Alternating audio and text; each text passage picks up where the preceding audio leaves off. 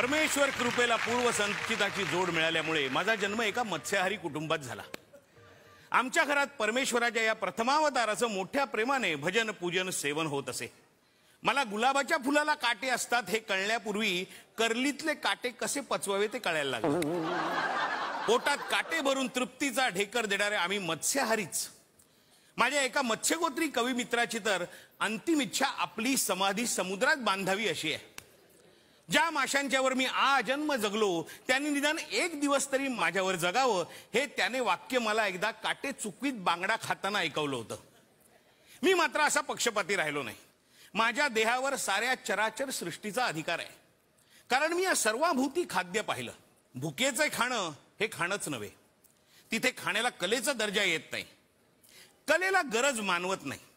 फुफ्फुसांना व्यायाम म्हणून कोणी गाईल तर तो गवय्या नव्हे, आणि आरोग्याला चांगलं म्हणून खाईल तो खवय्या नव्हे। चौपाटीवर ज्यांनी नुसतीच हवा खाल्ली त्यांनी चौपाटी पाहिली पण अनुभवली नाही। चौपाटीवरच्या भेळ या चीजेने चौपाटीचं चौपाटीपण सिद्ध केलंय। वास्तविक ज्या दिवशी समुद्र किनाऱ्यावर पहिला भेळवाला उतरला त्या दिवसापासूनच त्या किनाऱ्याची चौपाटी झाली आहे। भेळपुरी पाणीपुरी याच्यात पुरीचा उच्चार मात्र पुडी असाच झाला पाहिजे। काही अविचारी गृहिणी घरी भेळ करतात।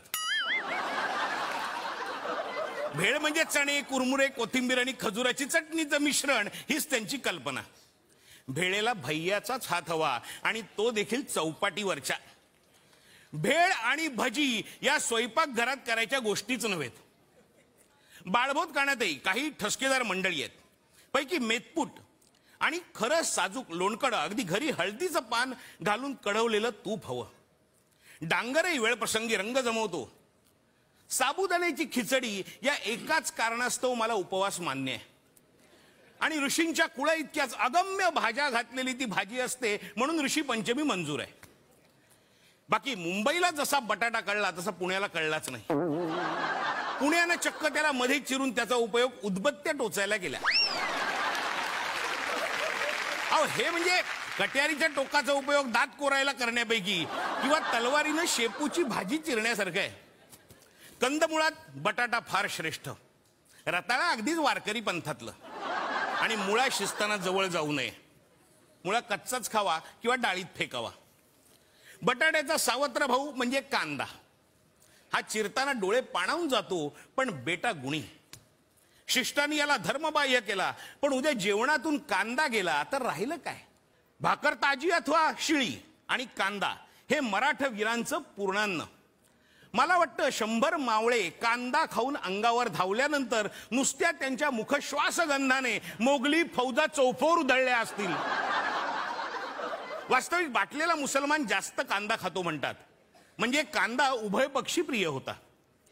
कांद्याला उर्दूतला प्याज हा मोहक शब्द आहे। बटाट्याला मात्र आलू हा शब्द शोभत नाही। बटाटा म्हटल्यावर जे एक टग्याचं चित्र डोळ्यासमोर उभं राहतं ते आलू या शब्दाने राहत नाही। आणि लसणाचा ठेचा हा तर 72 रोगांवरचा इलाज आहे। ठेचा ठेवलेल्या भांड्यातलं झाकण निघालं की ओसरीवर वासाची वर्दी गेलीच पाहिजे की धुवा हातपाय, त्याला ठेचा म्हणतात। काळं तिळकूट असेल तर त्यात कांदा चिरून पडावा लागतो, आणि शेंगदाण्याचं कूट असेल तर हिरवी मिरची पुढच्या 2 दातांनी तोडीत भाकर मोडावी लागते।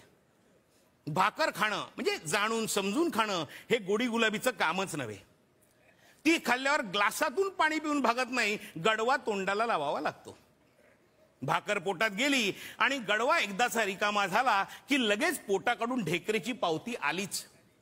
मग पान जमवून 2 पिंका टाकल्या की आडवे व्हायला मात्र डेरेदार आंब्याचा बुंधा असावा, आणि अंतरायला कांबळं असावं। भाकर आणि लसणाचा ठेचा ही शिमिटच्या घरात खायची गोष्टच नव्हे।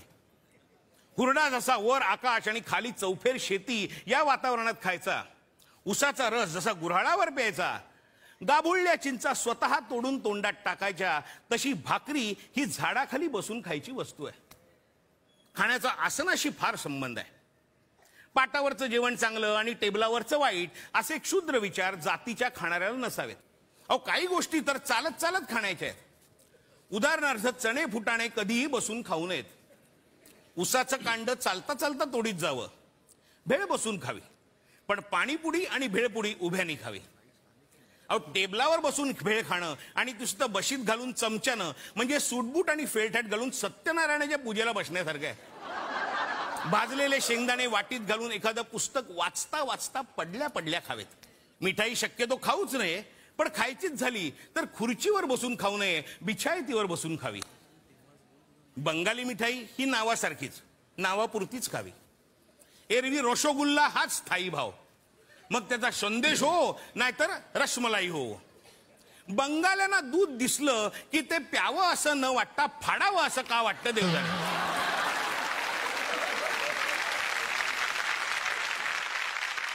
द्रविड देशात मिठाईत कापूर का घालतात कळत नाही.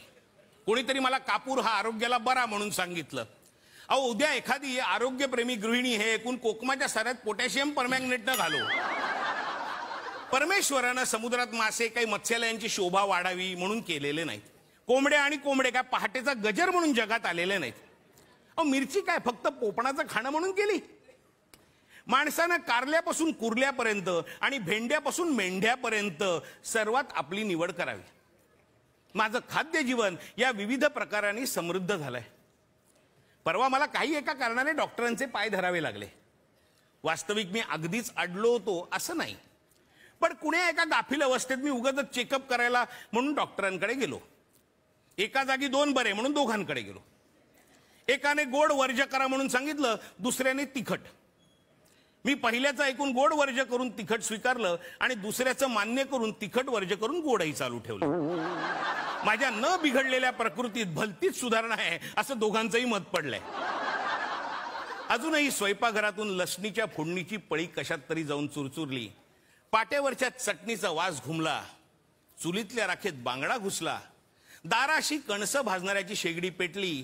आंबे मोहराचा उकळता सुगंध दरवळला की आत्मा आणि कुडी हातात हात घालून रिंगण धरतात. सारं ब्रह्म परब्रह्म होऊन विनटतं. आता पळांची युग होतात. माझी सुखाची कल्पना एकच आहे. आदल्या रात्री 4-4:30 पर्यंत गाण्याची मैफिल जमलेली असावी. सकाळी 10 वाजता उठून 2 वेळा चहा झालेला असावा. हवा बेताची गार असावी. हातातली एखादी म्हणजे लेखकावरून जीव ओवाळून टाकावा अशी कादंबरी संपत आणलेली असावी. ती वाचून शेवटचं पान उलटता उलटता 12-12:30 व्हावेत आणि आतून तव्यावर पडलेल्या सरंग्याच्या तुकड्यानं साद घातल्यासारखा स्वाद घालावा. 2 मिनिटात आंघोळ उरकेपर्यंत पानं मांडली जावीत आणि क्षणार्धात आंबे मोहर भाताच्या वाफेनं ताट खुलून यावं. यथेच्छ भोजन व्हावं. मस्त पान जमावं. इब्राहिमी जर्दाचा तोंडात गिलावा व्हावा. गार पाणी प्यावं आणि संध्याकाळी 5 वाजेपर्यंत कुणीही झोपेतून उठवू नये. कधी कधी देवाची करुणा करतो आणि असं घडतंही. त्या दिवशी मी इतका आनंदात असतो की संध्याकाळी बायको बरोबर इमानी नवऱ्यासारखा फिरायला जातो आणि विश्वास ठेवा अगर ठेवू नका तिला वेणी देखील घेऊन देतो. दाराशी आलेल्या यमदूताच्या नाकात जर झणझणीत लसणीची फोडणी गेली तर तो खाणाऱ्यावरचा आपला हात निश्चित खाण्यावरच नेईल. स्वर्गात अमृत असेल पण लसणाची फोडणी दिलेली आंबाड्याची भाजी कुठून असणार. कांदा लसूण खाण्याचं भाग्य देवांच्या नशिबी नाही.